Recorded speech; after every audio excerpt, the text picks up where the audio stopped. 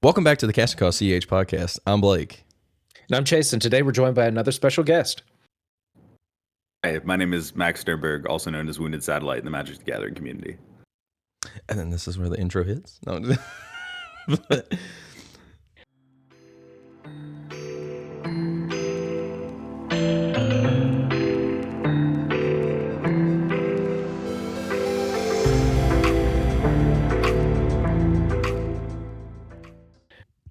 No, but, yeah, before we get into everything, because we know that I'm going to derail this conversation, make sure to like, subscribe.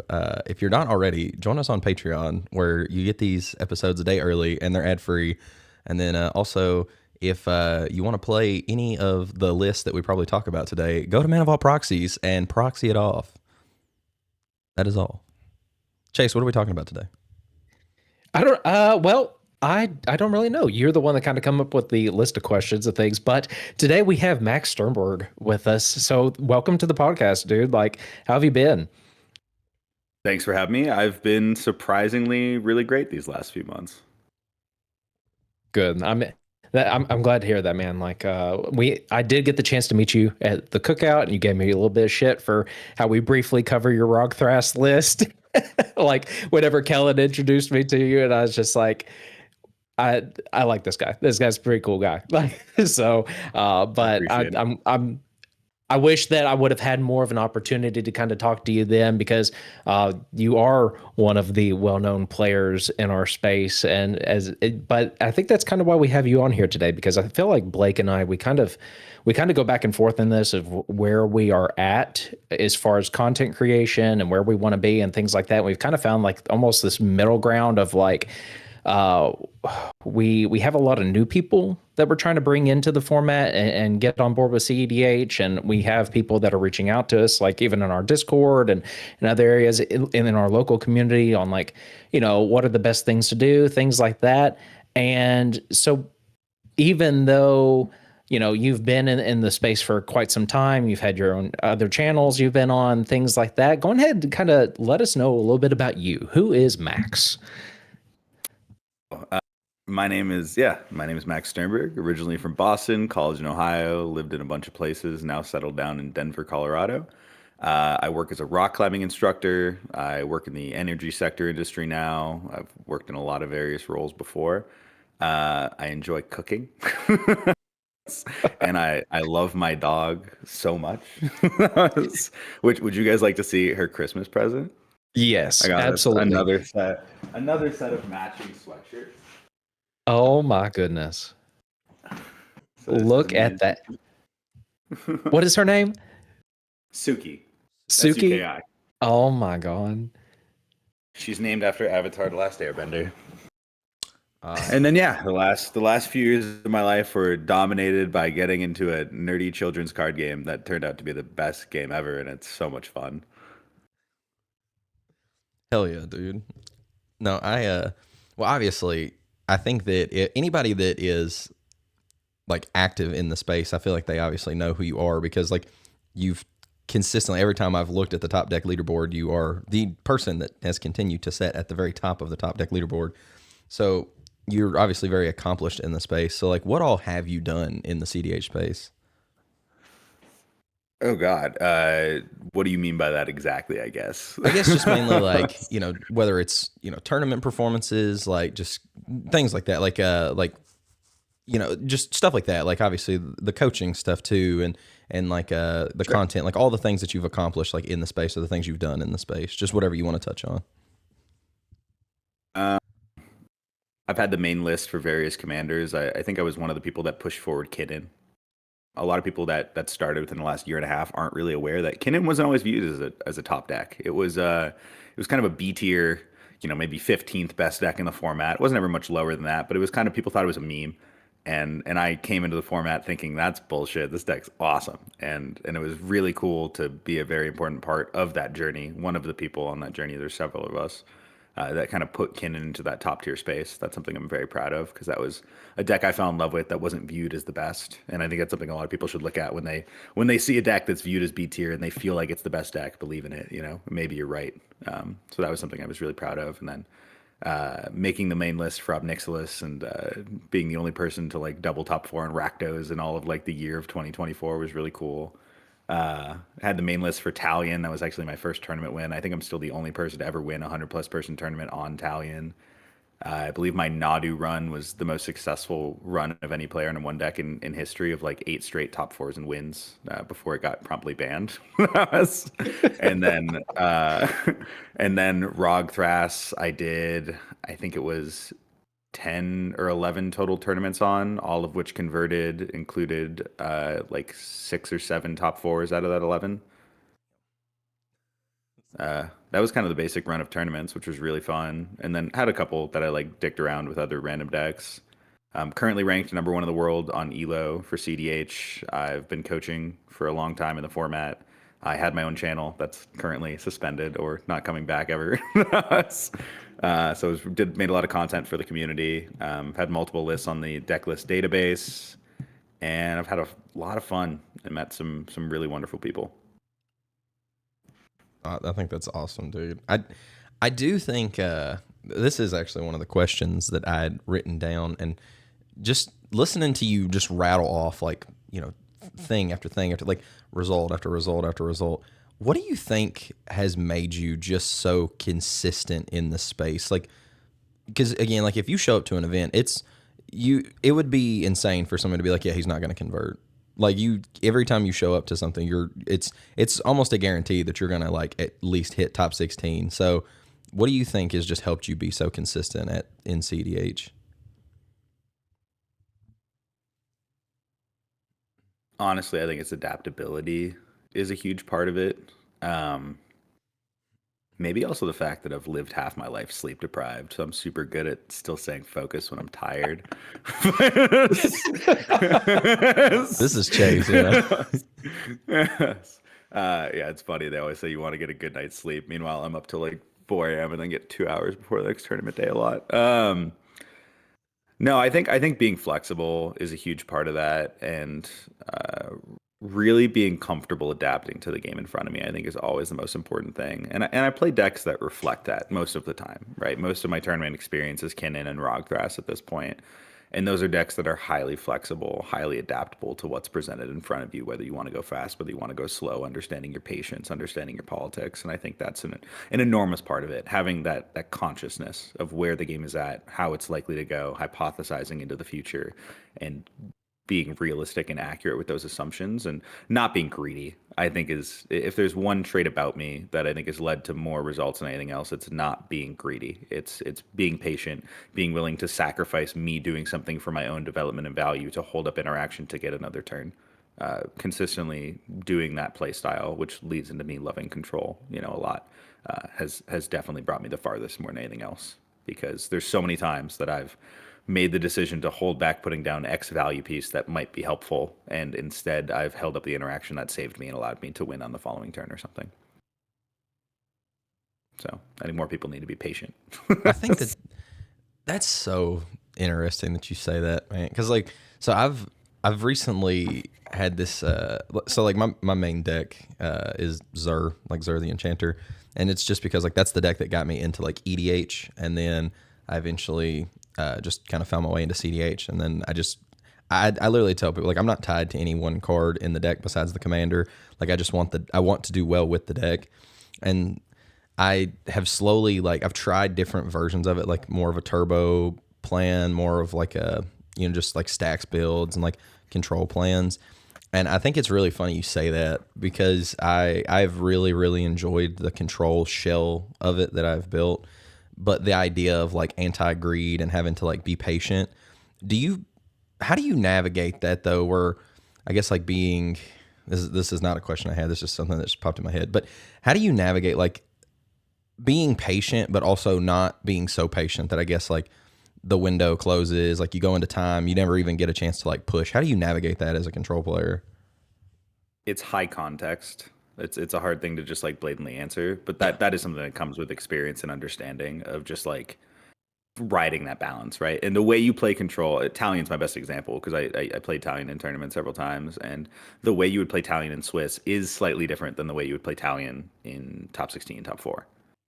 because in Swiss, you do have to be much more aware of that clock, right? So I might have to use a tutor on a win condition to ride a slightly less probable line versus in top 16, top 4, I'm using that tutor on Karn the Great Creator, locking my opponents down, continuing the game because I'm not worried about the time, if that makes sense. So there are differences in how you adapt your play. But yeah, it's just a lot of awareness, and it's a lot of thinking about what realistically beats you. A great example was a friend of mine borrowed my Grind Them into Dust Kinnan deck for the Mortal Kombat here in Denver. And he had been playing a similar list of no bad cards and was not really super used to having the Trinisphere and the Thorn Mammoth and the like control package of Kinnan. But he played a few games in it the night before and was like, this is awesome, I want to play it. And he told me he fucked up game 1 where he landed a turn 1 Trinisphere, which is like the best thing you can imaginably do. And he had to pitch something to Chrome Mox, and he had like 3 counterspells and a Pongify in hand. And he pitched the Pongify to the Chrome Mox, and he told me the pod, and I was like, that's where you fucked up. Because when you look at the pod, the only thing that possibly beats you there is Malcolm Glinthorn. Like, that is the only way you lose that game is Malcolm Glinthorn. And so he should have kept the Pongify. And that's just an example of like, have an awareness of your situation, the different ways you could lose, cover as many bases as possible, don't overload on covering one base. And I think that's a big part of control. Okay, that's really interesting that you say that.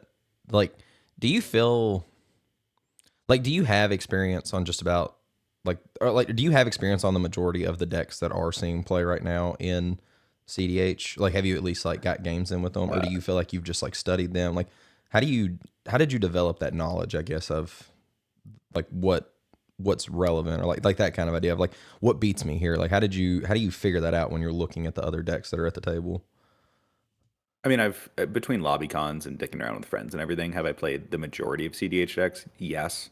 But I've also played against, obviously excluding the last couple months where I haven't been playing, like I've played against everything and I've seen pretty much everything. And when a new card comes out, I understand how it works pretty well at this point. Like if you hand me a cEDH deck, I can play it functionally, even if it's something I've never touched before.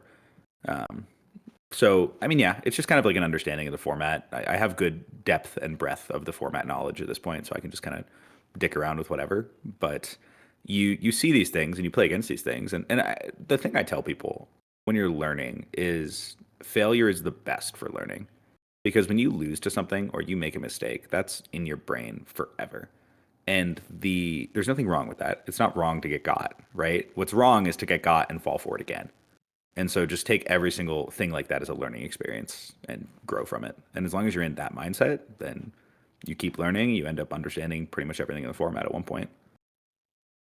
I really feel like that kind of goes back to what you mentioned earlier on just the idea of being adaptable and flexible. Like what you're saying there, if you aren't learning from your experiences, you're never going to grow as a player. You're never going to get to whatever level you are trying to achieve. And I think that is where a lot of people kind of fall short, especially like for those that might not be tournament grinders or they don't explore outside of like their local metas or anything like that. Like if there is such an unwillingness to adapt and learn, like you're never going to be able to propel yourself into a position where it's like, oh, I'm actually, winning events, or I'm consistently top 16ing or things like that. So yeah, I'm glad that you mentioned that there, as far as like almost that idea of like constantly learning from your experiences and continuing to build upon that. So that way you can become adaptable. You do understand the different,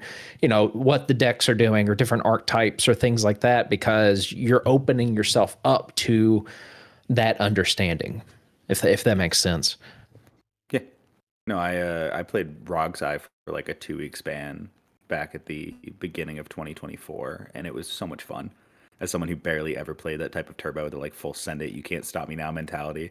And it was something I learned a lot from, like how to push through and evaluate those windows and have more recognition of what people might be able to stop me with on the early turns of the game, which just wasn't something I was used to. And I think a lot of people play turbo and proactive now, but a lot of people don't play the slower, grindier decks. And I would, when you need to evaluate things in a different way when you're being slower and grindy, I think would help everyone when they try both sides. And same with stacks. Like, yeah. Play some stacks.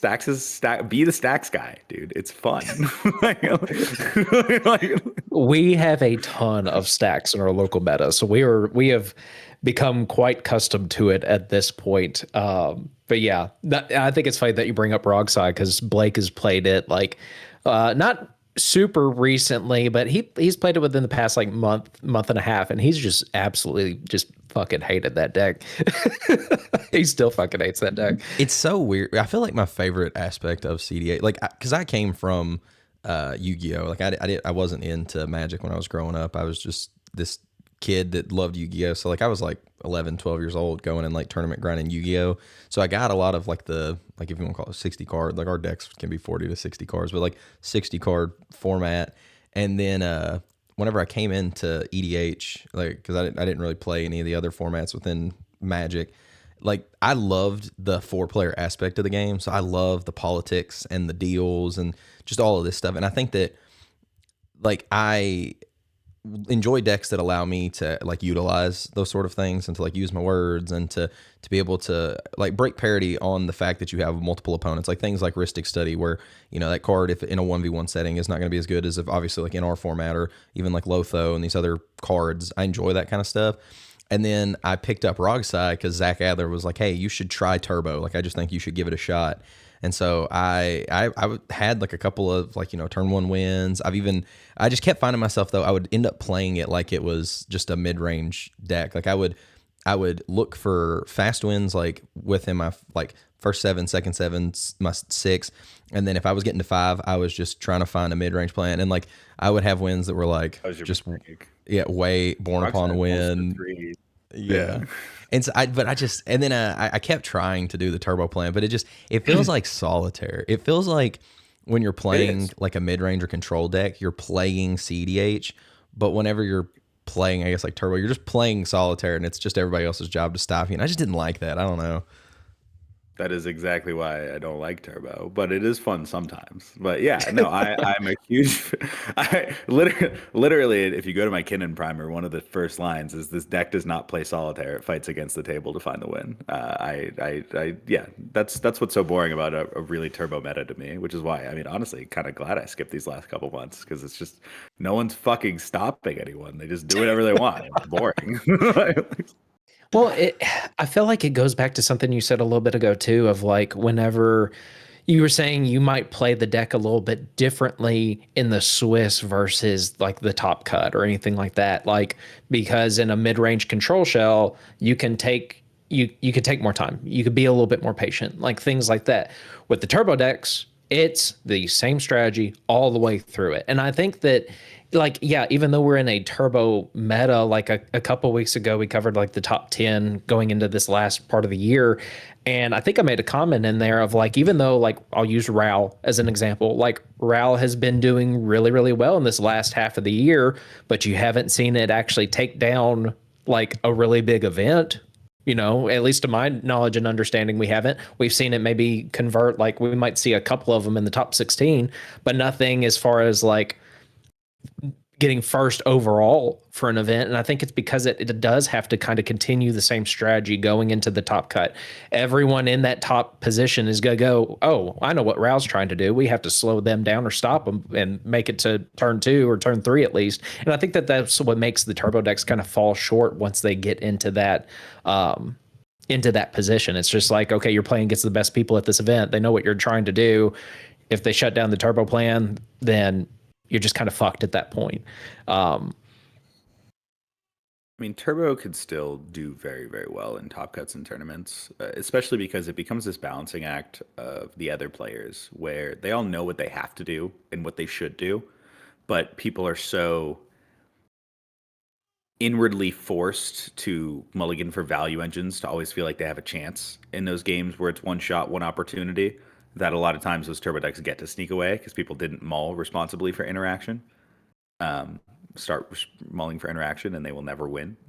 Yeah. is the best way to think about it. It goes back to the comment you made on greed, right? Whenever you said like you're trying not to play as a greedy player, like I've said for months, I feel like with the turbo meta and even like some of the mid-range hell stuff where everyone was just like trying to resolve turn 1, turn 2 Ristic and Smothering Tides and things like that. Like no one is, outside of Blake and trying to fuck me over with the commandeer, is keeping interaction appropriately for most of these events, I feel like. And that's what's allowing some of this to get away. I don't necessarily know what's going to, outside of people just playing more responsibly or playing less greedy, I don't know what's going to fully change that.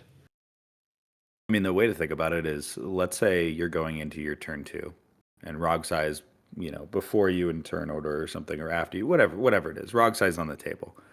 And you have 3 mana and you have a Rhystic Study and a Swan Song in your hand. The majority of people in cEDH right now, I imagine, play the Rhystic Study and say, I'll trust the Rhystic Study. And if it doesn't get me there, well, I did my best. I drew bad on Rhystic. No, hold up your fucking Swan Song and play the Rhystic next turn. It's not hard. Yeah, the Rhystic's not going to do you much good if you can't see your next turn. So, yeah. I think that's the thing too, though, that I was just talking to one of my buddies about this last night because I was watching like the Grind Them Into the Dust deck tech, and dude, my head fucking exploded whenever you were talking about the whole like X times 5 plus 1 or whatever it was. You know what I'm talking about? The like you 5x plus 1 line. Yeah. So I was like, okay, I love that line, dude. I was like, there's no way in hell I would never figure out something like this. But I feel like even ignore it, like regardless of that, like I feel like people could just you can sit here and say, okay, like I draw this or I play this Rhystic Study. Like, what are the odds that I actually draw a free counter spell, be able to cast it, like to stop this win? It's like you have the Swan Song in your hand. It may not stop the win, but at least you've given yourself some agency in this. Like you didn't just leave everything up to luck. I think that's why I don't like some of the turbo strategies, because it feels more like variance and luck. Like you have to hope that you literally have to go and like mulligan. You see 7 cards and basically have to go, can I win with these 7 cards? Whereas like, Blue Farm or like one of these other decks is like, okay, I'm fine to just like wait an extra turn or two. And now I've seen 10, 15 cards. I could probably piece together a win. Now, I mean, I play Esper, so I need like 30 cards, but like I could probably piece together a win in these like 15 cards. And I think that's one of the things that drives me nuts is just like so many people just leave it up to luck and then they wonder why they don't do well consistently. I feel like because if you leave it up to luck, you're literally just sitting there creating like a 50-50 chance. Like, okay, so they're going to go good or it's going to go bad. We'll just see what happens. Whereas listening to you it sounds like you try to keep as much of the things that you can control within your control as possible. Yeah. Correct.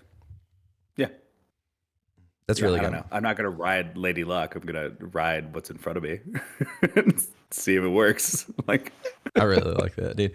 I feel like I said this to I think it was to Zach when we talked to him, and I think I've said it to Kellen even before, but like I feel like the guys that and gals, like everybody that's really high level players in this space, it feels like they're looking at this game in like another dimension. It's like they're seeing it in 4D where everybody else is seeing it in like 2D or 3D. Like, what are the things that I guess you're like when you're sitting down and you sit down at a table, you're getting ready to like play a game in a tournament. Obviously, you're taking it serious. Like, what things are going through your head in that, like initially, like as you're sitting down? Like, are you looking at the other decks and saying, okay, like I need to mulligan based off of them, or are you just like what things go through your head? I guess depends, man. Yeah, like, I know there's a broad question, but yeah. No, you're good. You're good. I'm trying to think. It's like, yeah, I'm aware of what the decks are. I mean, when I'm at a tournament, my normal thing that I do is, sit down, introduce yourself, shake everyone's hand. Always build a little bit of communication is a good thing to do. Be friendly, and then depending on the decks at the table, like let's say if it's Blue Farm, Kinnan, Rogdrass, whatever, like everyone knows what the fuck's up. But if there's a deck that has a little more confusion from people, even something like Sisay sometimes, or Tayam, or Wandering Minstrel, whatever stuff it is, I'll normally ask the table, quick question: does everyone know how to play against this? Like, does everyone have experience against this? Like, have you ever played against Godo before? Have you ever played against Zerg before? You know what I mean? And asking that question, you start to figure out where everyone's at. And you also then like get to give little explanations. And then I'll happily say, everyone here know Rogdrass, and I'll like blatantly say, yes, I'm on Breach, I'm on Song Creation. Like, be aware of those cards. Like, it's fine. You give them the information. Who gives a shit? But I think having that conversation just kind of gets everyone in a place where they're more prepared of what things to look out for and how different decks work. And that sometimes allows the game to be more of this work together experience of like making sure no one's getting off too crazy and everyone's staying at a reasonable level, and then just work your way through it kind of as a team, make it this collaborative experience over everyone against each other. I think that's a good way of going about it. Like if everyone's aware of what to look out for, then people are more aware.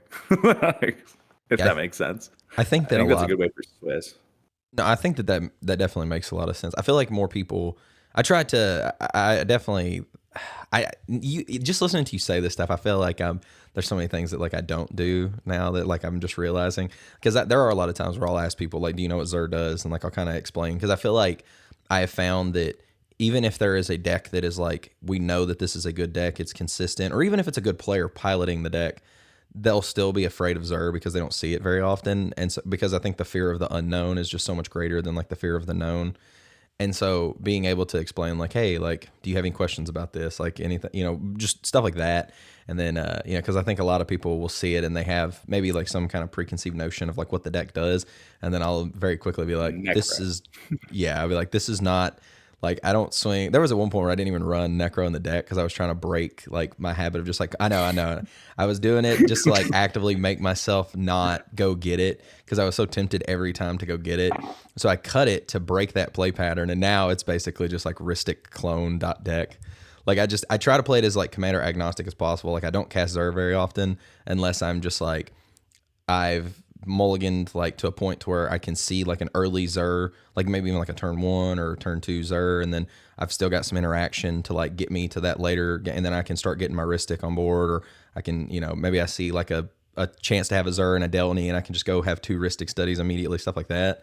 And so, but yeah, I think that makes a lot of sense, like breaking down like, hey, do we know what this does? Do we know what this does? Because there have been a lot of games where I've sat down and even I don't know what a certain deck's doing, and I won't ask questions, and I'm like, I should be asking more questions. Yeah, the other thing is, it's like the way you think about, oh, I need a mulligan for this, I need a mulligan for that. Like sure, there's a level of that where if I'm on Kinnan or Rogthras and I'm against Rogside, like, hey, let's have some interaction up. Like let's make sure we're not going in blind here. Sure, that conversation goes through my head. But the decks I've played majority like can't mulligan for specific things, right? There's a huge difference if you're mulliganing with black in your color identity and if you're not. Because if you're mulliganing with black in your color identity, you can be mulliganing for a very specific game plan. And you can say, like, I am going to get these cards. I am 100% going to do that. And that's a very realistic thing to do. When you're in black, you have the ability to say, I'm going to mulligan for a fast win here. I'm going to mulligan for the Ristic plan. I'm going to mulligan for this stacks piece. You can do that. When you're on Simic X decks, you lose that. We don't have tutors in that way, right? You just mulligan for a functional hand. And then you work with what you got and you hope it works. And that's kind of just it. You don't have as much agency there on the mulligan factor. It's really just more so the combination of game plan and interaction you keep an awareness of. I'm sorry, Chase. I keep thinking of things, but I don't want to like interrupt you. If you have things you want to add to it.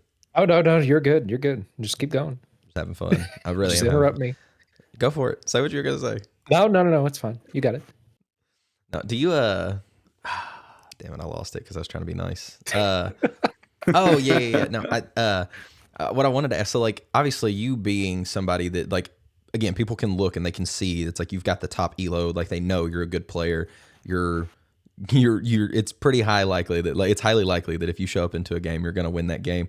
How do you navigate that where you're a known person in the space that consistently puts up great performances at events? How do you navigate that whenever you go into games to not get like over targeted or over threat assessed, or even have people that just are like, okay, hey, like if Max is saying something, like I can't, like he's trying to win the game, so like I can't be listening to him. How do you navigate that? Just again, having like a reputation. I've actually lost a lot of games from people coming up and apologizing to me afterwards, saying, "Hey, I decided to not listen to anything you said because of who you are, and we lost." So that's happened a good number of times, which is funny to look back on. But I think more so, especially if there's a pregame conversation of someone being like, "Oh, this guy's really good or really well known," or watch out for him, whatever. I'll normally just say something on the lines of like, yeah, let's just play the game in front of us and like make the correct contextual decisions for the actual cards that are on the table. You know, because it's like if you're only going to focus on me, it's not like you're going to win that game. You're just going to lose to someone else who wasn't focusing on me. And so having those conversations, a reasonable amount. You don't want to over yap, but like, you know, if we're sitting down at a table, just bringing awareness to like everyone's position in the game and where they're realistically at. And I think one of the reasons that people do listen to me is because I'm very realistic with people when I play cEDH. I don't, you know, point at X person who has a value engine and go, he's trying to win the game. Like, I don't fear monger at all, you know. And even when someone's like, oh, should I counter this? If I don't think they should counter it, I'm like, probably not, bro. like save your interaction, you know. I'd rather you have that for the thing that actually matters from someone, maybe even me. Like, and I'll say that kind of stuff. You know, if someone goes to sword something that I don't think they need to sword, I'll say like, look, man, that's an important piece. Like, we're against Magnus to say Rogdrass. It's good against me too. Like, hold that for a more important piece. Like, I'm very realistic with people, and I'm not just trying to fearmonger and bait them into using everything they have. And I think that leads to a lot of games going longer, and I tend to excel in the long game. So, yeah, but I think like just being real with people, just being a dude, being a homie, and just being like, hey, let's just play the game that's in front of us, and not worry too much about who's ranked what, and let's just have a fun game. Tends to be a better way of going about it. Now, when you say like you excel in the long game, right there, like what skill, I guess, do you think is like helping you excel whenever you hit that stage of the game? I think I have very high awareness. I don't get overwhelmed by there being too many different types of things on the board. And I think the thing I've always excelled at is finding optimal solutions to highly contextual situations. So when we get to more complicated board states where there's more factors and more things for people to consider, I think that's something where I have a natural advantage because my brain excels in those spots more than the average individual. So while, you know, average player might make correct game action X percentage of the time, I think I make the correct game action a higher percentage of the time for that situation. And a lot of my decks tend to be very value-y, where when we get to the long game, we get to the snowball, and I love the snowball fight. Do you think that's a skill that like is that a skill like you think you trained in yourself, or do you think that's just something that you just kind of like always had? Bit of both. Bit of both. Yeah, I mean, I've always played, you know, even stuff like when I was a kid playing with friends, like I was naturally the person who normally won at Catan. You know, it's just like an example. All those types of like fun little strategy games. If you ever played Dominion, I love the game Dominion. Like, Dominion's a really fun board game, board card game thing.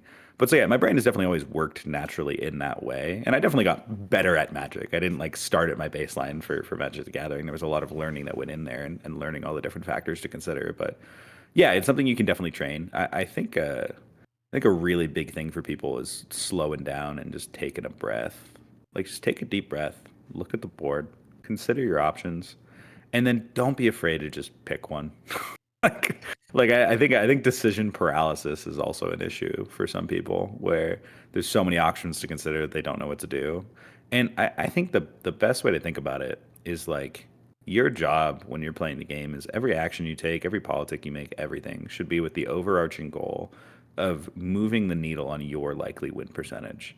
Right? So when you're considering what option is better, you want to think about what option in the most pathways in the future leads you to victory, is kind of a way to go about it. Where it's like, does me shooting this shot right now, yes, it leads me to victory in a certain percentage of things, but I get stopped in a lot of percentage of things. So it's a low thing. But if I do this thing right now, then I'm prepared to stop this person and maybe get another turn, and maybe this thing is more protected next turn, where maybe it has a wider angle. And so like those considerations of like how you're moving your needle and what your options are going to be in the future and what's likely to happen, I think that's the best considerations to have. What I really enjoy about this, because like you're kind of talking about like the sense of just like being very mindful of what's going on, not just like on the board, but within yourself too, of like just being confident, making a decision and things like that. We've had numerous discussions with others on this. And I know that this is kind of a topic that people are kind of on the fence about, as far as like, is there a difference between like what cEDH is and tEDH? And I feel like a lot of what you were saying is what resonates to me whenever I think more of like a tEDH perspective, where it's like being very mindful of what's going on in the game, making more accurate threat assessments, or making decisions that are going to push like you into a best position that you can be in for the game. Even again, comments you were making earlier, like on the adaptability and things like that. And even in deck building, I think something that came to mind for me earlier that I didn't mention, but I think it's good in this is like you almost have like an innovative mindset to whenever you're playing a deck too, from what I'm hearing from you, from what you've described so far. So like, I guess kind of in all of that, do you feel like there, with kind of what you've been talking about, do you feel like there is a difference between cEDH and tEDH? I mean, yes.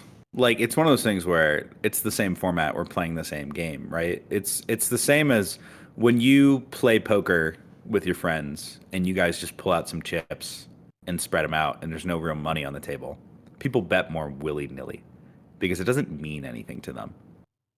But if suddenly everyone has $100 down, or you're at a casino and everyone's got $1,000 in, there's a big difference in your mindset there and your awareness and how you're calculating things. And it's the same difference with cEDH and tEDH, right? Like, if we're playing with no stakes, people are more willing to make less optimized decisions, that they just want to test things out or just want to like have fun and see how that goes, versus when there's something on the line, people are playing serious, people are playing optimally. And I find that experience so much more enjoyable. I find games so much more fun when there's stakes in it. I'm a competitive motherfucker. So yeah, I think that's the difference, right? It's the same cards, it's the same format, but it's, do you have real money in the pot or do you not? And the way you're going to handle that situation, the way you're going to carry yourself, and the way you're going to think about your options is going to be different.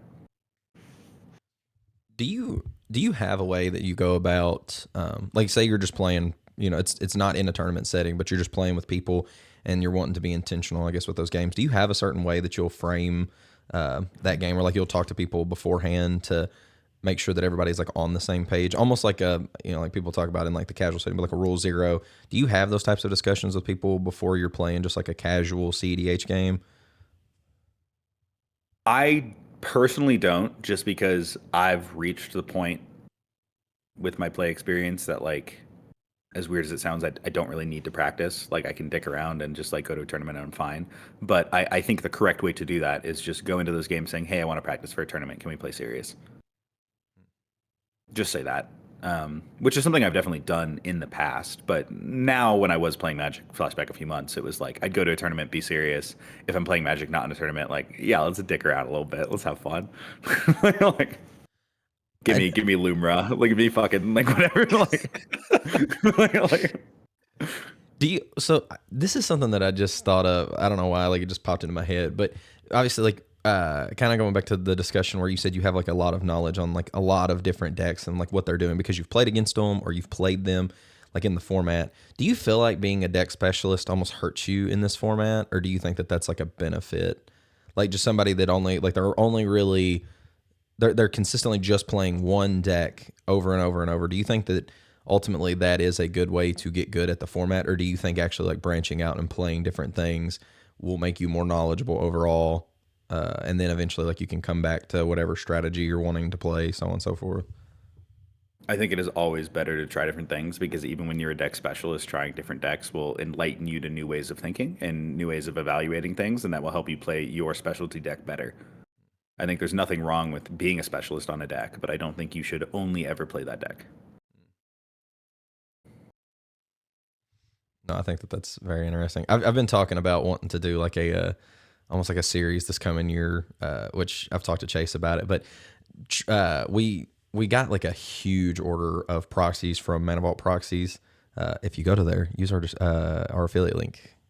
Also, Chase, totally off topic, I edited the last episode, and when you told me to do the triple C thing, on your end, it looked backwards, but I did it right. Whenever I was editing, I did it, and I looked back, and it was right. And then you go, no, that's backwards. Fucking got him again. And then I put on there, it was like, looks like Chase is dyslexic. But if I can, go ahead.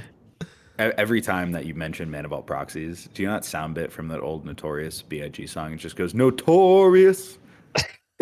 Yes, I know exactly what you're talking about. You guys should put that in like every time, lightly in the background when you talk about Mana Vault Proxies.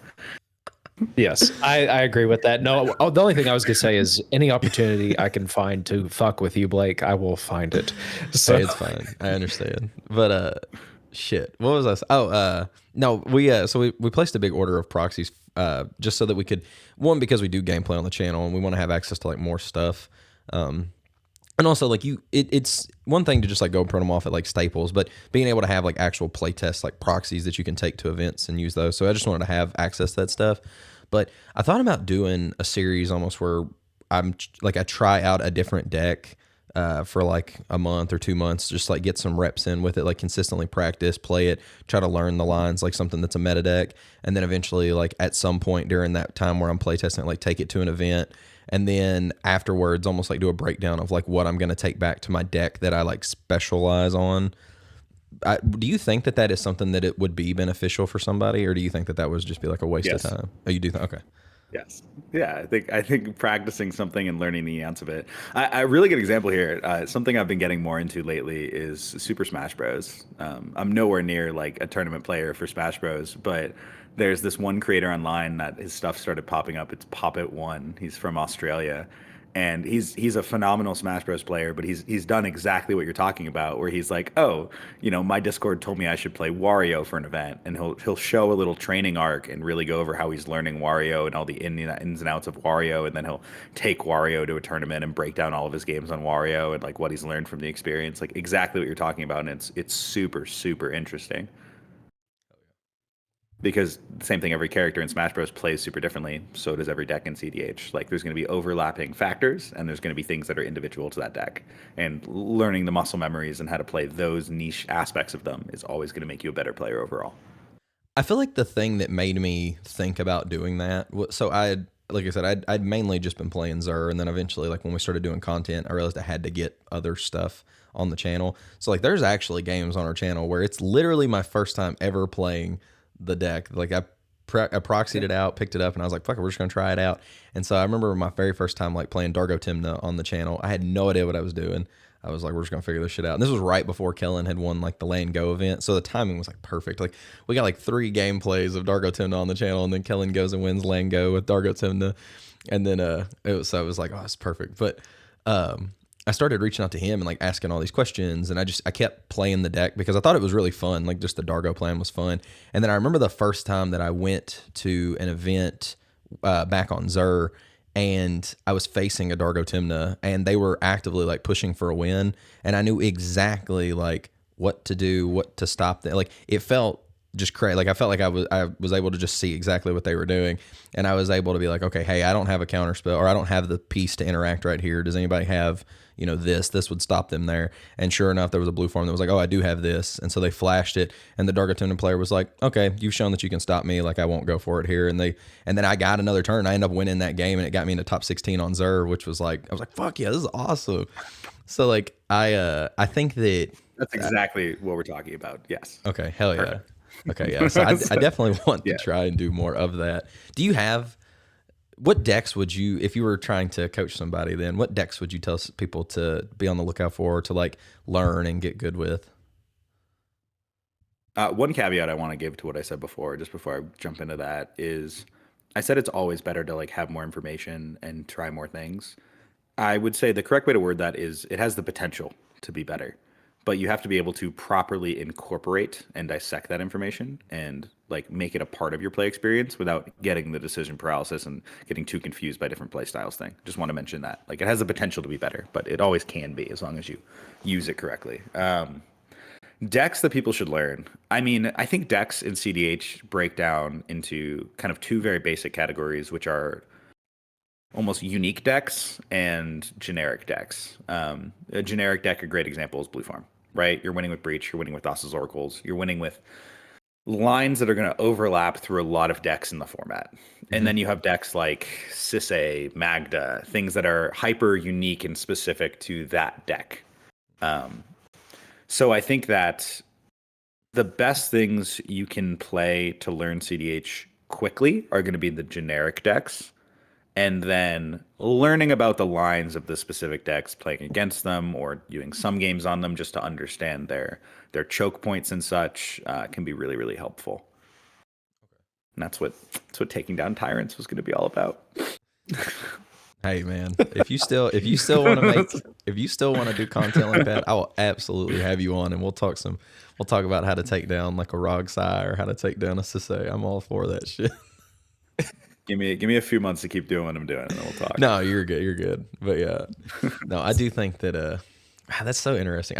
I've said that for like it's again like just stuff like that where I think that sometimes like people can gloss over that, but the idea of like, okay, hey, this is a deck that is just built around like insert whatever color pie like shell versus like you said, like this is a commander specific game plan. I think that that's so interesting because I think that a lot of people can kind of gloss over that and just not really, they don't really like, you're not thinking about that. But yeah, if you can learn the Grixis shell, then you've pretty much got an idea of what like a lot of the decks that are going to be in the top that are on that shell are doing, like the blue farm plus like they've got the silence effects and obviously like some extra lines like this with intuition and gifts and stuff like that if they're on gifts. But and the same thing with like Kefka or even like we were talking about like Rogsai and like some of these other decks. That is super interesting.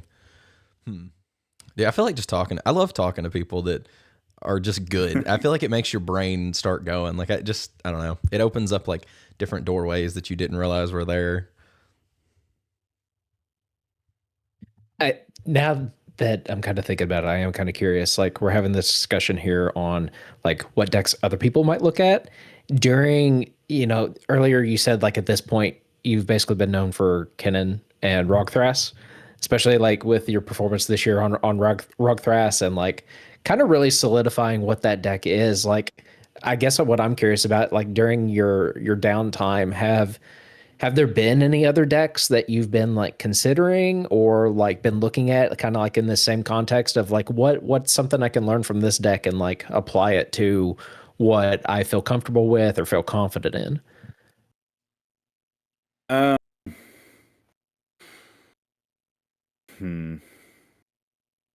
mean, I'm always checking things out, right? Like I have not played Magic in 2 months, so I've definitely not stayed super up to date.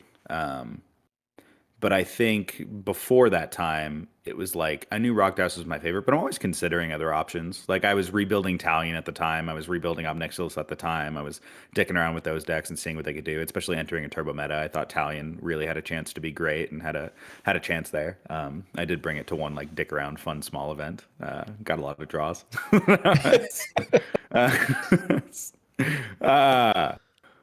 But yeah, I mean it's always like pay attention to what people are doing. When you're in a really specific meta, which we were in a mid-range meta that was starting to lean turbo, but you're in a mid-range meta for a long time, and when you're in that kind of a meta where things are very much going one way, you have two options to try and find success, and that's either do the same thing they're doing but better, if you can find a way to do that, or do something different that just breaks the mold and takes the game away from their comfort zone.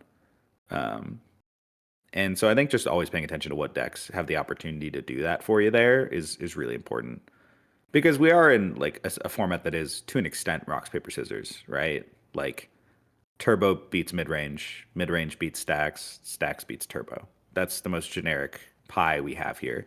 And so paying attention to what most people are doing and adapting your play style and what you're trying to accomplish to that and whatever deck makes sense for that is good. And a lot of things right now we've hit a almost unfortunate point in Magic where the staple count is so high that when someone brings out a commander, almost like most of the deck from the colors. There's less uniqueness nowadays than there used to be in the olden times, and I really appreciate decks that allow you to be unique, which I think is why I've always focused on low color strategies, because there's not as many staples and I can kind of do fun shit. And when you do fun shit, it's cool because sometimes people don't know what you're doing, which is great. And then when it gets popular, it's like these cards are ass. like, no one wants to touch them. It's fun. Like Thundertrap Trainer is hilarious. Yeah, I mean, man, I tell you, like whatever is like the beginning of the year, and we had people in our local meta picking up Rogthras. I'm not gonna lie, like I looked at that deck a lot and I was just like, what the fuck is this thing trying to do? What are these random cards that are in this? Like, what is going on? But that's something we kind of noticed, like even doing our breakdowns and like our top 10 analysis and things like that. Like I'm kind of going back to our video we made a couple of weeks ago. Like, I felt like that deck in particular, like it struggled at the beginning of the year to find its identity of where it wanted to be. And then you were one of the players that was just like, it is going to be this way. And I think that a lot of people kind of took on the style that you brought to that deck. And I feel like whether it's Rogthras, Kennen, you're talking about Talion and Omnixilus and things like that, I think that's why I threw that word out just a second ago on like innovative. Because like you're talking about either trying to adapt in a way that is doing better than what the strategies are doing, or just do something that completely counters it, or what catches people off guard. And that's what kind of brings me back to even that whole like tEDH discussion. I feel like that's what it takes whenever you are performing at such a high level with others that are performing at that same level. It's like, how do you best them in situations like that? And I agree with what you're saying there. So yeah, I have a long-standing history of find a deck that's kind of cool and take out half the win cons and add a bunch more interaction, and suddenly it's cooler. I do this just kind of hit me. I was sitting there, I actually like I had the idea, I lost it. So like in the middle of y'all talking, I was like, fuck, what was I just about to ask? And I literally was like sitting here being like, okay, let's think. We did a episode with Ty Ohio, and he was talking about, because he comes from a lot of like the 60 card side of Magic, and he just like loves that aspect of it. And obviously like for them, they have like sideboards and other stuff in their decks. He mentioned this idea of like including certain cards in your list that you're not necessarily like actively going for that specific thing, but like it's almost there as like a sideboard piece for you. It just has to be in your main deck because we don't have access to it. What do you think about that? Like for instance, for like for me, like I've got a couple of cards that I call like sideboard cards in my list, but it's like, things like Curse Totem or like a Grafdigger's Cage, things like that, where, I'm thinking like, okay, if I'm against a creature heavy deck that's going to be like doing activations, like I'm now just going to, like I know that at any point I can, like if I find a tutor, I can go get this piece and, bring them, like slow them down a bit, or going and getting like the Grafdiggers and saying, hey, I'm going to turn this like blue farm deck into more of just like an Esper type deck. Like I'm going to try and slow them down, bring them more to my level. Do you think that that's a good strategy, or do you think that that's almost like pointless? You do think that's good? Yeah, absolutely. I mean, it depends on your deck and your ability to obtain those pieces, I think is a huge part of it. So like Rogthras doesn't really do that. Rogthras isn't sideboardy. It can't tutor well, and it doesn't have ways of cheating things, or like, it just can't search for things exceptionally well at all. So my interaction pieces in Rogthras, I want to be hit as many things as possible. They're much more generic in what they can do there, and they're just like overarching pieces that can interact with things. Versus Kinnan, where I have the ability to tutor for artifacts. Trinisphere, I have the ability to tutor for creatures, and I can spin into big creatures. Thorn Mammoth, Glenelendra, Wandering Archaic, like things I don't necessarily need all the time. Like I think Thorn Mammoth is a great example of like, there's a lot of games that Thorn Mammoth does nothing. Like it's a dead card, and who cares? It's a 6/6 beater on board that might kill a mana dork. Like who gives a fuck? But there's also a ton of games where like it literally says you do not get to play the game of Magic. Like you cannot beat this. It is you literally can't, and it's so funny. It's so funny to see people just like crumple to a fucking Thorn Mammoth. So yes, I think it's a great thing to have. Everything's a balancing act, right? You don't want to have too many of those cards. But you definitely want to have some of them. Like you need to have outs to some extent, depending on your deck strategy. I think that you need less outs if you're a turbo deck, and more outs if you're a longer game deck. And then I think the style of outs you play also changes a lot if you are in black. Like I think the tutor density of black changes things a lot. So like, I think Blue Farm should play one Deluge. You know what I mean? Like, which they used to be when I'd coach on Blue Farm. The conversation I'd have with Wheel and Deluge and Meme Bet and all these cards that people were like, oh, I just never use them. They're dead so much of the time. Blah blah blah blah blah. And I'm like, yeah, but the point is, they're silver bullet pieces that you are going to need, and the ability to just tutor them out when you need them is very very powerful. To have like 3 or 4 slots dedicated to that. No, I definitely agree with that. I think every time I've cut Deluge out of my list, it's almost like immediately that's whenever you actually need it. Like I cut it, I run across some situation where I actually needed it and get punished, and then I'm like, okay, it's going back in. I do feel like Mayhem Devil is actually like a reasonable substitute for it. with the current treasure package that everyone has. I think that Blue Farm does such a good job of taking a lot of these cards and almost making them like modal. Like I don't know how else to explain that, but you can take something like a Mayhem Devil that could be a board wipe, it could be a like targeted removal piece, and it can be card draw with Timna. Like you take a card that's already good and you make it more modal. I think that's why Blue Farm is able to, like, a lot of these cards that are already just amazing, they get even better whenever they're put with those commanders. And again, that's not always the case, but I just think that was something that I was looking at one day. I was trying to almost tool my Zer deck to be more like just like Esper Farm. Like we actually did a video where we were talking about that. And so I was trying to cut out a lot of these like just what I would consider like dead pieces. Like I didn't want to just keep drawing into like dead card, dead card, dead card, because a lot of the lists are very combo centric. Like if a lot of the decks that you're going to see, they would be running like, like Power Artifact, and like they're running like the Basalt and the Grim, and they're trying to do like infinite mana and do like Dimensional Infiltrator, Ballista, Heliod, like all these pieces. And I was like, okay, I'm going to try this just to see. And then I would just like, it would just dead card and then another dead card. Or you're taking a 50-50 chance that you're even going to see the other piece that goes with the Zer Tutor. Like I may draw into the Power Artifact and not see the Basalt. And then it's like, well, dang, that defeats the whole plan. And I found that the more that I cut those cards for just like you said, like more interaction or more removal, whatever it may be, or more of those like sideboard type cards, the more success I've had with it. And then just stick to the typical, like, I guess like shell, like the Esper plan of like Thassa and then Forbidden Tutors. And then I've got like the Meme Bet just as like a backup, and then like Praetor's Grasp if for some reason my Thassa goes away. And then other weird, like, like the double ties, Fairy Mastermind, or like a Clone of that kind of stuff.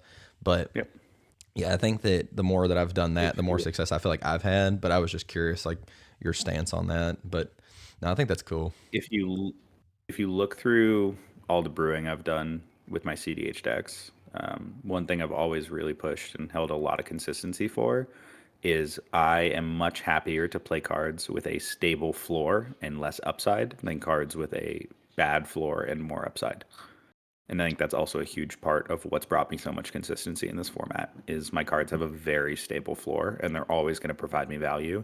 It's not just a bunch of dead bullshit that I need something else to work for. That's very fair. Now I'm curious. Is there anything that you see as dead bullshit that a lot of people are playing that you don't necessarily play? I think a good example would be like the way I hypothesized Cabbage Man. Like when people were asking me about that card, I was like, I'm really not that interested in it. Like I think it makes sense for like TNT and such, but the concept of spending 3 mana on this creature that, yes, sometimes it'll be phenomenal and do really, really great. And sure, if you get it in right before a big interaction battle, it's going to be great. But a lot of times it's going to be fucking dead and just like do nothing and make me 1 or 2 mana over several turns of cEDH, which like several turns of cEDH is a lot of cEDH. like, oh, yeah. I don't know. But I think, yeah, like Cabbage Man's a good example of I look at that card and I say, this thing's floor is 0. This thing's floor is I spent 3 mana and it does fucking nothing, but its ceiling's really high. And so like I'm not a huge fan of those styles of cards. I don't like cards that like rely on other things outside of obviously Mystic. They're busted as fuck, but like there's a difference there. Cabbage Man is just a little bit too slow for me. But yeah, I mean, even when you look at Rogthras, right? Like some people are on Arbor Elf Utopia Sprawl. Sometimes you don't have a forest, and those cards are dead. And that's kind of the way I look at things is like, what's going to put me in positions that like the card doesn't work? How likely is that position to exist? And I try and cut those cards out. For some reason, it kind of brought me back to what you mentioned earlier on like the whole like moving the needle in your favor. Like it almost sounds like whenever you're evaluating these cards and making selections for your decks, like that I don't know if you're necessarily putting that into consideration, but when you're reflecting on these cards or like how other people built the deck, and you're like, I don't know if that pushes my strategy or what I'm wanting to do. Like, does this card actually put me in a better position when I draw into it? And I think that is what happens a lot of the times in. I'm not going to say deck building, but whenever I feel like a lot of people getting into this format, like they just go online and they go, oh, what's the best thing? And they just either print that out or buy it or whatever it might be. And then they find out, oh, this is not what works for me. And it sounds like with what you're doing, regardless of what deck you're trying to do, you're taking a lot of what maybe others are doing out of the equation and going, what's going to push me into that win? What is going to get me there, or what's going to get me into this state of the game that I know I'm going to feel the most confident in? Yeah, that's the better way of putting it. Not what's going to push me the most necessarily, because you do want to interact with people. I'm very big on playing a lot of interaction. When I'm looking at cards that do something for me, it's yes, what is going to consistently always do something for me? Because I would rather, I'd always rather just get a base hit than go for the home run. You know what I mean? I don't need the home run. It's the same idea of like if I'll reveal my finale devastation to the table when I could get a Seaborn. And I'll say, you guys aren't cool with a Seaborn right now, right? And they'll go, absolutely not. And I was like, cool, just show me a piece of interaction. And then they'll show me a piece of interaction. And I was like, cool, I'll just go get this other bullshit. And okay, I still got to gain some value off my finale devastation. Or like when I was playing Kinnan, I used to play Gilded Drake. One of my most common plays with Gilded Drake was turn 2 play it, steal a Mana Dork. Which like, is that the ceiling of Gilded Drake? No. But it's helping me progress forward and build my value at a very sustainable pace. And like a lot of people don't do that kind of shit. They always swing for the fences and want to get the most out of their cards. But as long as you're always getting something out of your cards, then you're always progressing forward. So I think that's really helpful. And then in deck decisions, it's like what's going to realistically stop the most that I'm most likely going to be up against, and what's going to allow me to continuously progress forward. I was never doing that. I would just cast the spell and then stuff would happen, and then just seeing that going, oh, okay. Like Zach, whenever he talked to Varix, made a comment that he was like, any spell can resolve if you just like politic it correctly. It's just the idea of like politicking it correctly. Do you agree with that? Like, do you find yourself like using your words a lot of the time before like actually like here the spell is, like I'm just throwing it out there? Like, do you find yourself doing that pretty often with like most of the spells that you cast? Yeah, I mean, it depends on the deck I'm playing for sure. But even like going back to the Obnixilis days, like if I cast a Nas and someone shows me interaction for it, but if we're in a situation that it's like I feel them casting the interaction is going to lead to the next person winning or something like that, I'll say, hold up, how much life can I have? like let's have a conversation here. And like I've politicked a bunch of Nases where they've been like, sure, you can have 8 life on your Nas or something like that. You know what I mean? And just like finding ways to make your spells resolve. Because again, it's better for me there if I get a few cards on my Nas and he keeps his interaction for the next person to keep the game going than just him countering my Nas. So it's a win-win for both sides realistically because we don't lose. So yes, I do think that there's normally a way for spells to resolve. I think there's exceptions to that, like Breach. You know what I mean? You can't fucking like, you know what I mean? Like there's some cards that's not happening, but yeah, there's definitely a lot of things you can do in the format to like try and make things resolve. Do you I've noticed, especially now, like right after the because I've talked to Tim about this, but like after the whole like 11-hour game that happened like forever ago, it feels like it's been forever at this point. But after that happened, you know, everybody was talking about like, oh, people are just yapping or they're saying a lot. Like, and then I felt like a lot of people got on this whole train of like anti-politics, like they don't want to politic. Do you feel like it's hard to be good at this game if you're not actively going to politic? Yes, I think politics are really important. I think the most important thing is not getting in circle conversations to make sure things don't take too long. So a thing I did consistently do in games was if there became a political situation that everyone was going to want to talk a bunch and someone else had to make a decision, I would just say, hey, like obviously we all want something here. Let's each take like 30 seconds, make our point, let them make their decision. Whatever they make, respect it. And just like pre-framing the conversation that was about to come as like, we can each say our piece. We're each going to have our space to make our point here. And then let's let them make a decision and just respect whatever decision they make and not fucking argue about it. Helps keeps things going a little bit. I think that that's actually really helpful. I think that I have found that obviously like being somebody that likes to talk and politic, I can sometimes get the like decision paralysis. Like I don't want to make the wrong decision, especially if I'm playing against a good player. I don't want to come across like I don't want to end up looking like an idiot in that game. So I tend to sit there and talk more than I probably should, or because you don't want to make the wrong decision. How do you? Well, obviously, I guess for you that would be different. But like, did you ever have that experience whenever you were first getting, I guess, like established in the space? Like, did you ever play against good players and feel that tension or feel like those nerves? Or like, even if you like, even now, do you still play against like other good players and sometimes feel nerves? And like, how do you navigate that? Nah, I think having a lot of confidence in yourself is important. Just being like, I'm making the right decision. Like I believe that for these reasons. As long as you can tell yourself that there's like a reason you made a choice and you feel confident in that reason being accurate for the reason you made that choice, then it's always like fine. You know, I think a common thing that would happen to me at tournaments, being a known person, a lot of people would want to come up and say hi and tell me about their games, right? And a lot of those conversations with someone complaining about a decision that some other player in the game made and how they was like idiotic or how they threw the game because they did this fucking thing. And a common thing I would ask them is, did you ask the person why they made that choice? Like, did you actually ask them after the game, like, hey, I'm just curious your thought process of like why you did this here? And they would almost always tell me, no, we just like walked away. And it's like, okay, like go up to him and ask, because if you ask that question, was his thought process necessarily correct? You know, was hindsight 2020? Yeah.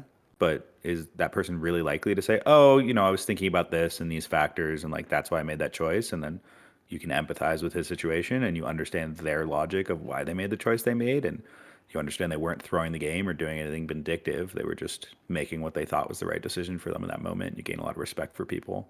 I think that's an important thing for people to do in this community, is not just like be upset at a decision, but understand the whys behind it and read into that thought process, and maybe you learn something, you know?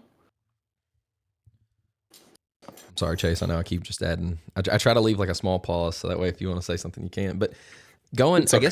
I guess like diving even deeper into that then too, and like, so like let's say you're playing games with people, especially like locally, or you know maybe through Spell Table with like other people that you know that you play with regularly. If let's say like because I'm sure that a lot of people experience this, like they want to get good games, you know, good games of like cEDH in, but maybe they feel like the group that they're playing with or that they have access to regularly aren't necessarily helping them get good games in. Do you think that you can still get better and improve, and or like how would you go about still getting better and like improving in those types of games, even though like it may not be the quality that the person's wanting out of that game, and like they feel like a lot of decisions people are making are wrong or bad or whatever? Like how do you still navigate like getting better for tournament EDH in those types of games? Like have you been in like situations like that? I mean, I think that all games are valuable. They're all going to help you just practicing your deck and such. I also think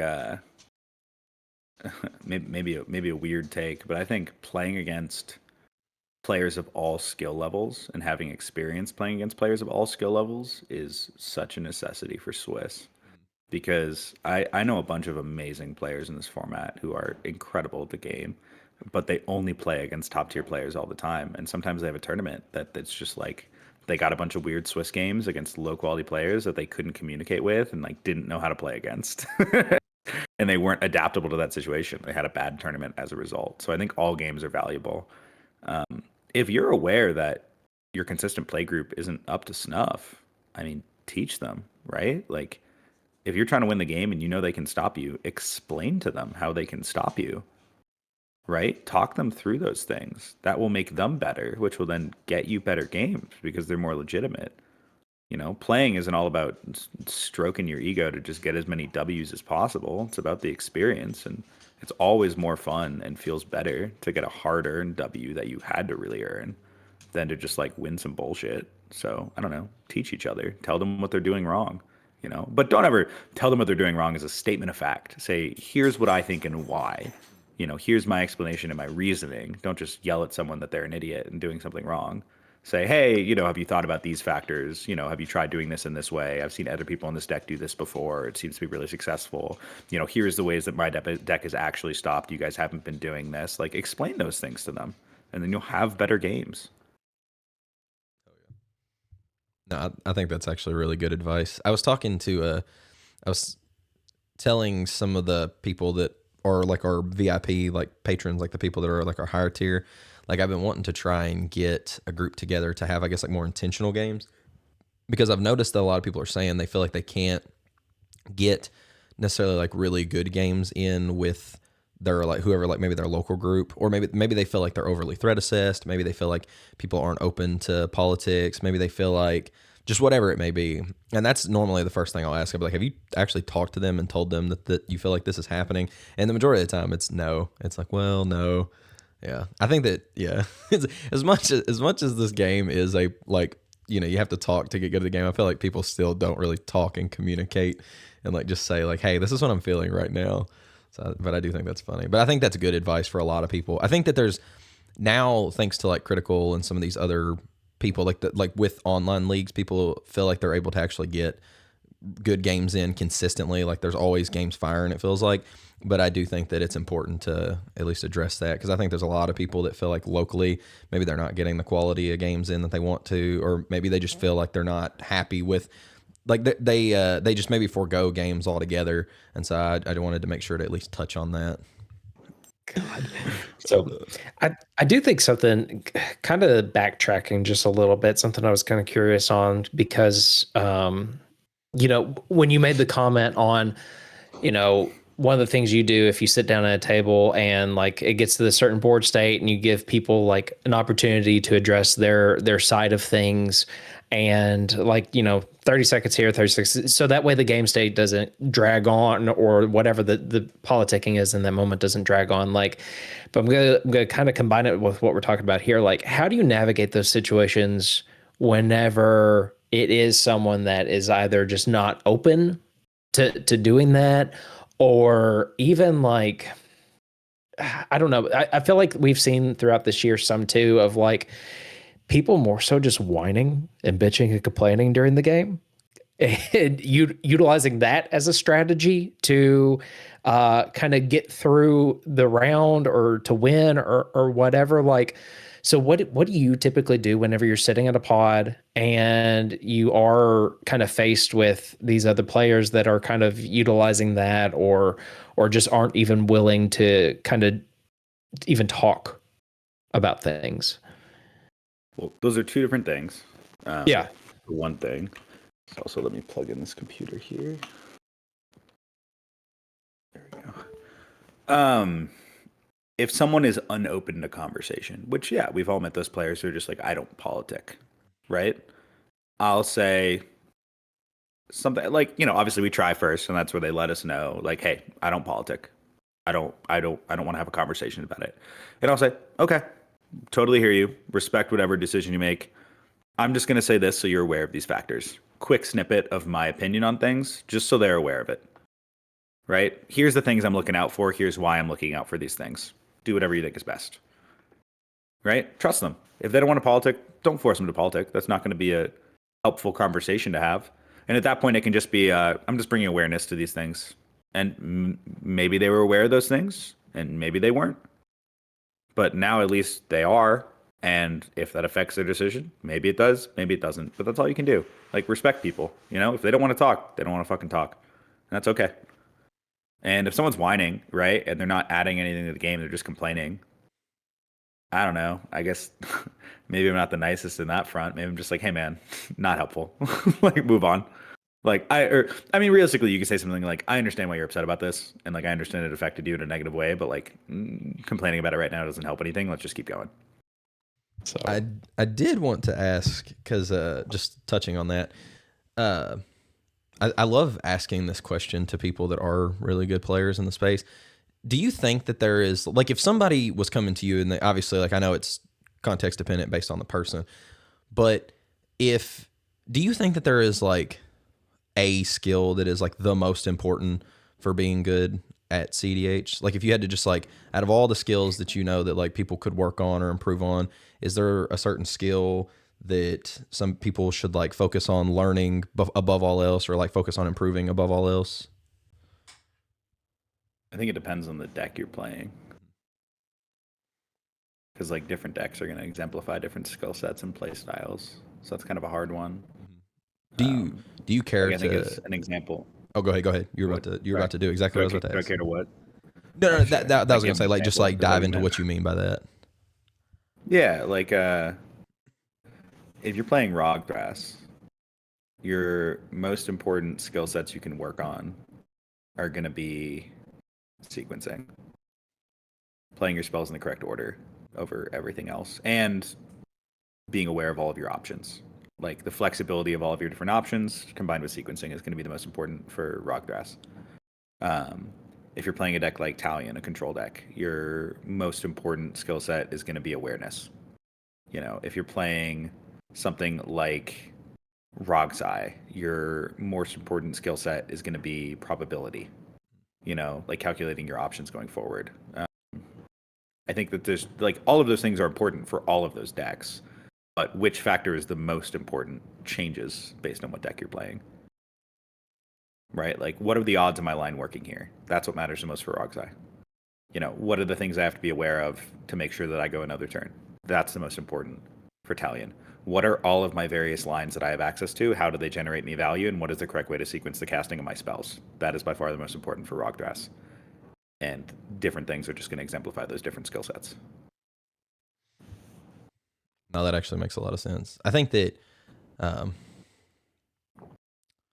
don't know. I think that a lot of people will play decks and not like kind of like the thing Chase said about like net decking. Like they'll just pull something off of the internet and not realize like what all the deck is capable of. Like I remember watching an episode where you were on a gameplay with like Cardboard Cookbook and you were playing Rogdrass, and you literally won that game without a Cradle even being on board. Like it was just nuts. And so like stuff like that. I think know that just game. just like the maximum amount of knowledge and sequence and just all these like I don't know, so that's very interesting. I feel like It was a really hard choice if that flesh duplicate was going to be a Valley Flood Color or a Derevi. That was a hard choice. I think that that is so interesting though. Yeah, I never even thought about it being different for like different archetypes or different decks. I just figured it would be like a skill. So I think it's interesting that you broke it down into like each archetype kind of has a different thing that matters to them. Yeah. And it's all things are combinations, right? Which it's not even deck types, but also colors leading you towards different styles of play. Like Esper's a great example, right? Esper's weakness is mana generation. That's where it tends to struggle. You know, obviously there are exceptions to that, Smothering Tithe and some dark rituals and blah, blah, blah, blah, blah. But like generically, it has weaker average mana generation. So that's why Esper needs to play more interaction to get to the late to mid game, mid to late game, you know, and stuff like that. Chase, do you want to add anything before I just continue to keep rambling? No. You keep going. You keep going, buddy. No, I think that sorry, dude, but no, there was something that Zach said whenever we had him on, where he talked about whenever he looks at the game, he looks at it in terms of like mana advantage, card advantage, and then like almost like board presence. Do you do something similar to that whenever you're kind of like evaluating the board state or like just the game itself? And then do you prioritize one of those or like almost like I need to do this first, then this, or is it still the same thing? You just kind of are always adapting to whatever the game is asking of you? Yeah, it's super adapting to whatever the game is asking. Like there's no one correct answer there. But the primary resources of Magic are mana and cards, which is why I fuck with Simic, because green is mana and blue is cards. Simic, great. That's all you need. Yeah, I think that those are the primary resources, and then other decks bring out other resources as being very important. A good example is Tameshi. If you guys ever played that deck, Tameshi, number of lands you have is like a very real resource count for your lines. So like different decks will bring out different things as well, you know. Well, Yeah. Chase, do you have anything like any questions, anything you can think of? Not at the moment. You've let me ramble long enough, so I want to obviously like give you an opportunity to ask questions. No, buddy, you just keep on rambling. I'll think of stuff as we go. So, well, now I'm at this segment where I like to ask the fun questions. I always have 3 questions I love to ask people, and I kind of know the answer to one of these. I feel like already for you, but no, I was gonna ask: do you have a favorite deck or like favorite commander? Kinnan. Okay. Fair enough. Yeah. I fuck with my Simic boy. that's my goat right there. Yes, I love Kinnan. I love how your profile, like if you go to top deck, it just says like I love Simic, or it says control Simic. I love my dog. It was like dude. That's me. Rocks. I like rocks too. fair enough. If you could only build around, and I always add like preface this, so like if you could only build around one color for the rest of the time that you play cEDH, and when I say color, I don't mean like Simic or band, like no matter what, you have to pick like one color, and then you could build anything around that specific color. But like, let's say if you pick white, you can't play a deck that doesn't have white in it. So like, if you had to always build around one color for the rest of the time you played cEDH, what color would that be? Probably blue. Blue. Okay. Yeah, I mean, I like interaction. I like having answers. I think I was just told no too much as a child, and now I just want to give that to other people. Oh, that's awesome. So, like, unfortunately, probably blue, but I feel like the better answer is green because I love green. Cradle should also be banned, though, so probably not green for too long. Well, I'm glad you said that because that's the last question. Is if you had to ban 2 cards for the format and unban 2 cards, what would the cards be? Ooh, this is a tough one. I'm not sure if Cradle would be top of my list. Timna, I think is probably top of my list. And maybe Bowmaster. Maybe Timna and Bowmaster. I think Timna has been a part of the best deck in every single stage in cEDH's history, whether it was with Crom or a different commander. Timna's broken as fuck. And then, like, I'd love to see Rhystic on as well. I'm sure the most common answer you hear is like Rhystic Breach, something like that. But believe it or not, Zach, yeah. I'm trying to think. I think I forgot what the other one was. I'd have to go back and look. But one of his was silence, like just actual factual silence. Yeah, I mean that's definitely in the list of cards I think could totally go and be reasonable to go for sure. Also, I mean it's kind of weird, right? Like, is Grand Abolisher better than Silence? I don't know. I guess one of them is Silence. Like Silence is so much more counterable, but it also stops other people much better. So that's kind of the difference. Is it's both offensive and defensive. There's a bunch of cards that could really be banned right now that are like in that tier, like Rhystic, Breach, Timna, Bowmaster, Silence, Cradle.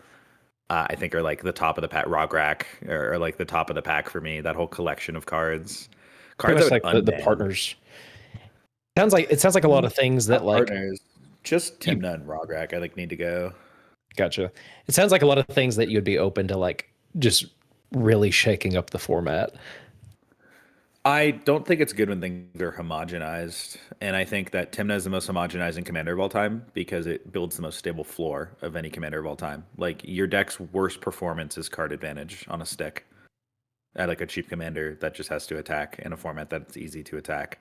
And I think that's just too baseline, right? Like, you're never out of the game. You know, if you counter Blue Farm's turn 2 Rhystic, they just swap to a Timna plan, and like they're right back in the game. You know, everything can just swap to a Timna plan. It's the most stable floor ever. So I think Timna's number 1 on my list of like cards that needs to go. Rograk is just free. Like, that's just what's busted about it, is just that it's free. Bowmaster is homogenizing. It is the reason we have not had Stacks deck in this format for quite a while now, and that's taking away the rocks, paper, scissors, and that's led us into this like mid-range turbo hell for so long. I used to say Born Upon a Wind. It's a little harder now that we also have Valley and High Fae. But my 2 things I think we needed to ban back when Nadu, Dockside, and everything was banned was just Bowmasters and Born Upon a Wind. Because I think that Born was too strong with Necro. And if you just take away the Born, like, everything was fine again. Cradle, fucking... If you go to the first video I ever made about bans over 2 years ago, while I was a Simic stan to the diest of hards, I said, ban Cradle, this card's broken. Like, Cradle's not fucked, much has dude. changed. Not much has changed. Like, it got better. like it's just gotten better. Yeah, Cradle's been hella busted for a long time. Like, I'm gonna keep playing it as long as they let me, but like, it should not be here. What was the other ones I said? Yeah, fuck Rhystic Study, dude. Like, again, I'm gonna play this card as long as they let me play this card, but like, please make it go away. It's so boring. I think that's all of them. Oh, Breach. Come on. Come on. Like, if a card was that dominant in any other format, there's a reason Breach is banned in every other format. Like, yeah, absolutely. Now, and even on the Rhystic thing, like I've gone on record with the channel and said, like, I'm kind of indifferent or like almost like agnostic to the idea of Rhystic getting banned. Like, it's not, I don't feel like it's a super problematic card at times. I just think it creates a lot of really bad play patterns, and it does really slow the game down, especially whenever like everyone has one on board and we have all these triggers and things like that. But I do. I guess that's my main take on it is I feel like it creates a lot of bad plays at times, and people just be like, oh yeah, fuck it, you could draw a card. You know, yeah, you have nothing else to follow up the card that you're casting, and you're just letting someone getting a free card basically off of it. Okay, cool. So, I mean, I think right now I haven't paid the most attention, but right now the two best decks in the format are Blue Farm and Kinnan, right? mhm. Okay, Yeah. so the current Kinnan build, I imagine everyone's playing something similar to Waffles, not grind them into dust. So it's a deck entirely built around making as many Ristic studies as possible. And then there's Blue Farm, which is either win quickly or Ristic study. Yep. So what more is there to say? Like, I don't know. Yeah, no, I definitely. It's win under Ristic or get the Ristic. Like that's the format right now. And then there's Rock Drafts, where like I just want to dick around.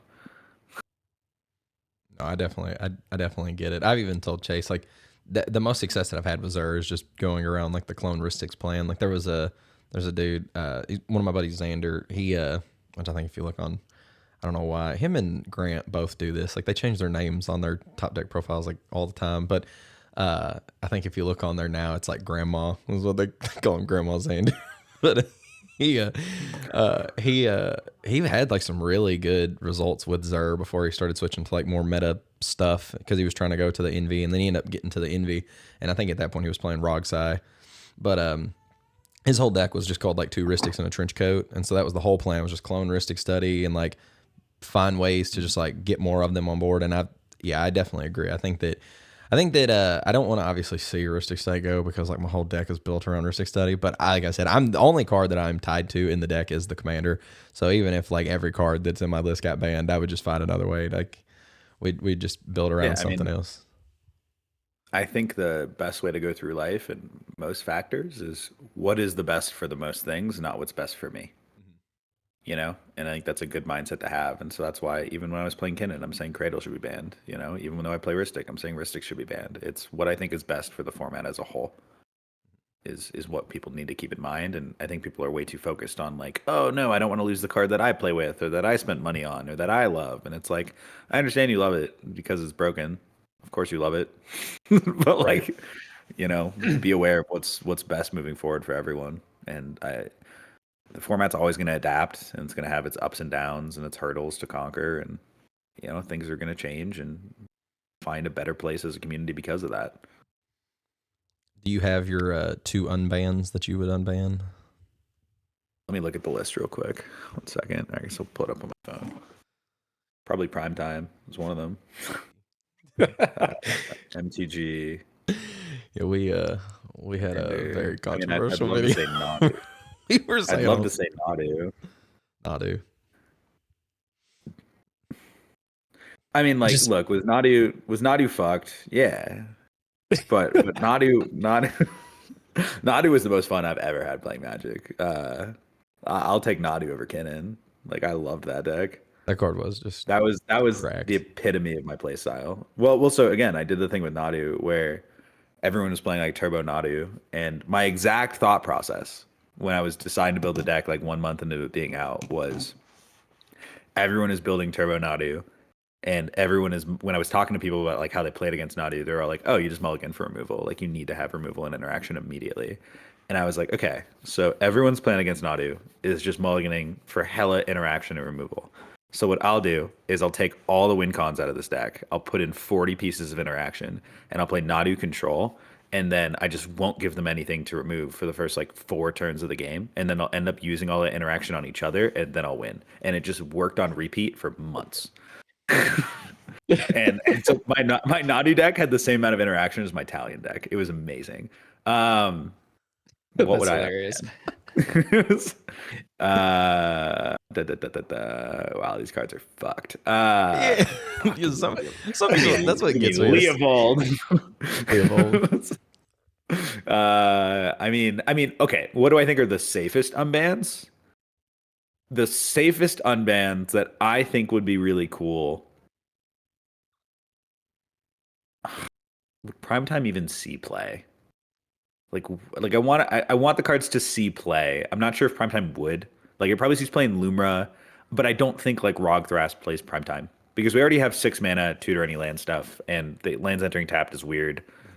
Leovold would be like a legit strat, which is kind of cool. People would hate it, but it's cool. I do think Ancestral is probably too good. I'm sure some people have said Ancestral, which like I wouldn't be against Ancestral. Like it's one of those cards that like I would be kind of like, okay, sure, like everyone's gonna play it now. It's just like, oh cool, we have a blue staple that 100% of blue decks play now. Is that good for the format if it's just we add a card that 100% of decks play? Like I'd rather add cards that like some decks play. I think that's way more interesting.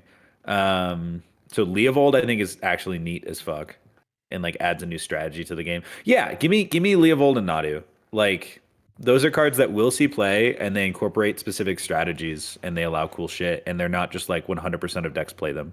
Nadu obviously is a little more touchy, but I think it's sick. Or you could fucking just like upheaval would be awesome. I think the majority of answers on that one has just been like Crypt and J-Lo and stuff like that. Fuck that. What does that do for the game? Right? Like I'm fine with J-Lo because I think it allows higher CMC commanders. Like I'm totally fine with J-Lo coming back. I don't yearn for it. I'm fine that it's gone. But like if they brought J-Lo back, I'd be like, sounds good. Like there's no qualms with that. When they brought back gifts, I was pissed. Because in my brain, that a card I've said should be banned for a long time is Intuition.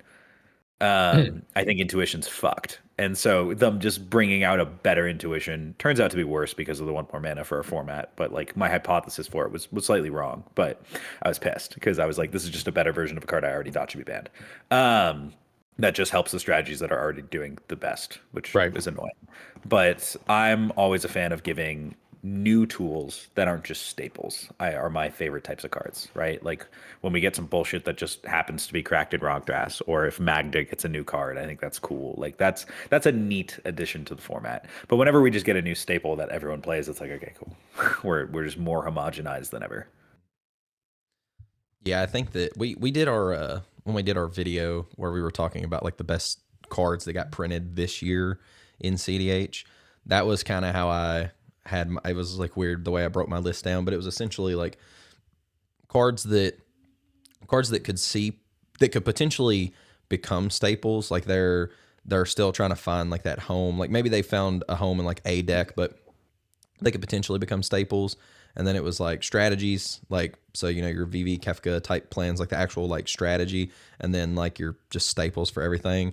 And that was the whole thought process. I feel like we're a format that is built around like shells more than the strategies. Like we still have decks that obviously they're built around the strategies, like your Arkhams, your Magdas, your Sisseys, like Tiam, those types of things. But I feel like a lot of the meta is broken down by like insert whatever shell.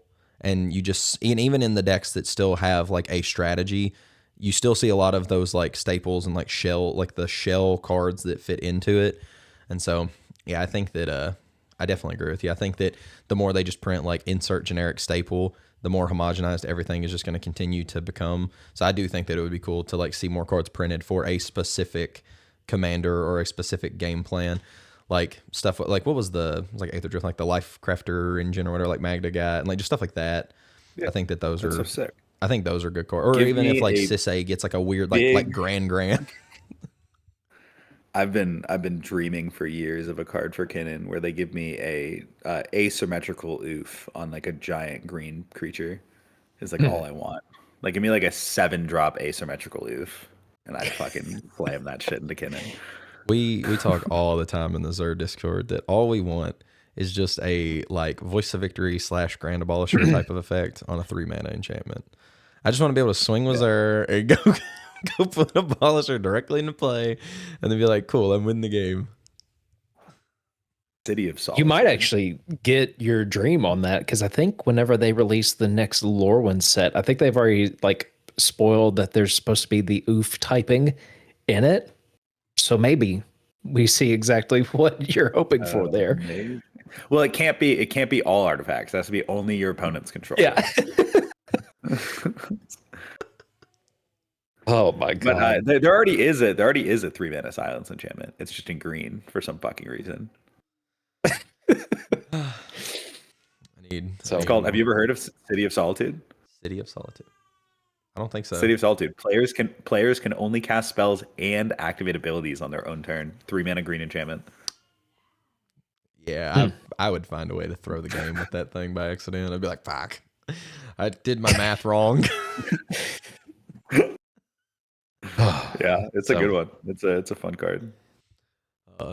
No, I am. I will say, even with like the way everything, as far as like the format and stuff's going, I'm just really excited to be playing cEDH. I think that one thing that I have noticed with the format is now it is starting to be very like self-correcting. Like if people don't like the way that a certain strategy or the way the format is going, they're trying to actively like push it in another direction. Like we saw in some of these bigger events, like more stacks decks having representation and like almost making top cuts.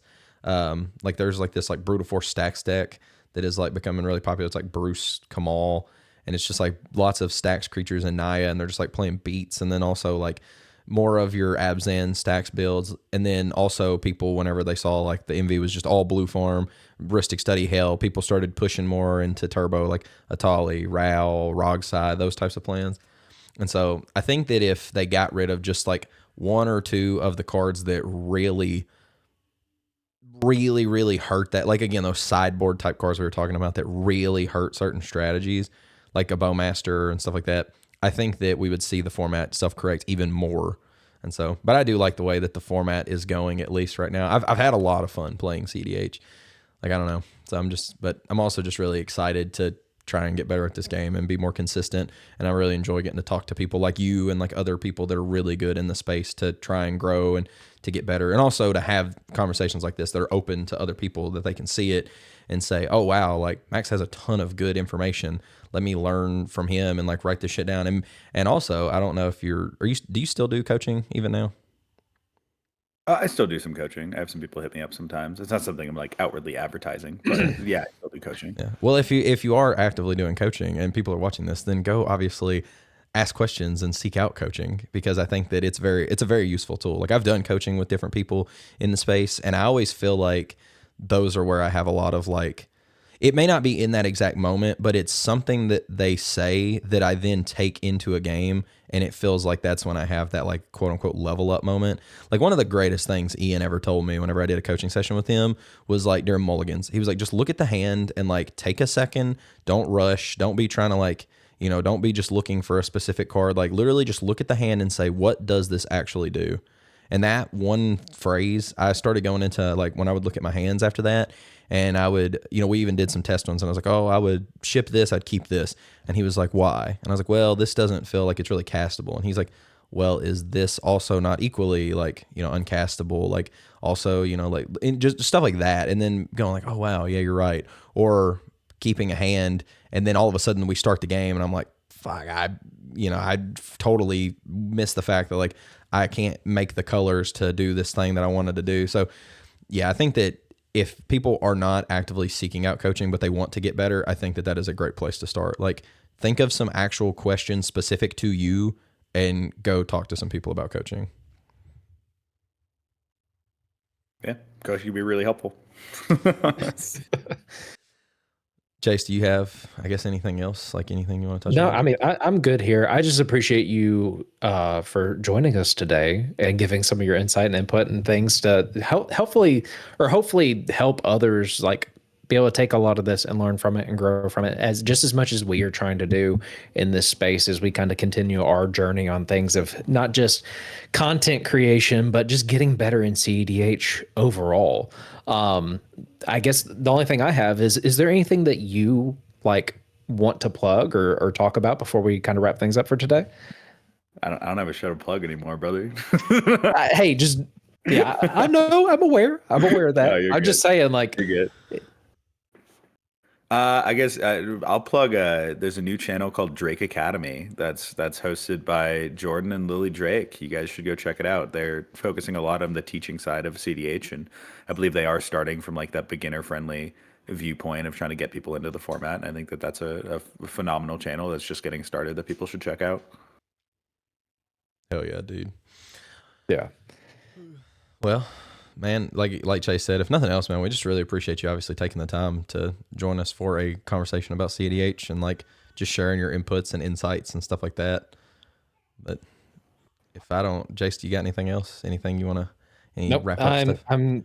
No, I mean, I'm just gonna remind the people to, if you haven't done it already, go ahead and like and subscribe, because we have a lot of people that watch us and they have yet to subscribe to us. So I think it's still at like 70 something% of the people that watch our channel have not subscribed. Just fucking do it. Like, by this point in time, you might as well. And especially if you've made it to this far in the video and you haven't done it, go ahead and subscribe to us. Join our Discords, whether that's for the channel or if you're in the state of Kentucky, join the Kentucky cEDH Discord that we created a couple months ago as we're trying to build up the scene in our own state. Join our Patreon, and hopefully you'll get access to earlier content without the ads, if that's something you are looking forward to. Go ahead and join our Patreon there. And also, as Blake kind of discussed earlier in the episode, I think we're still trying to kind of reformat things with the Patreon, figure out what we're doing exactly, but we're planning on getting some games in with people very soon. So if you'd like to jam some games with us, join on Patreon as well, because everything that you do for the channel helps support the continued growth of the efforts we're trying to do and better quality things. And, there's a lot of, I think, fun things coming up in this new year. So yeah, that's all I have. Like, subscribe, comment down below. And as always, Go play some cEDH.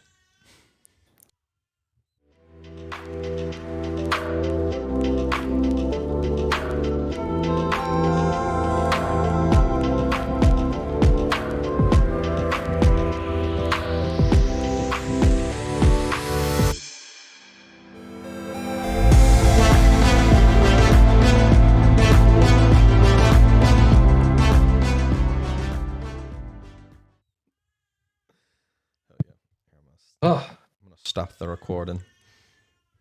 I miss doing rehearsed outros that go into rambles.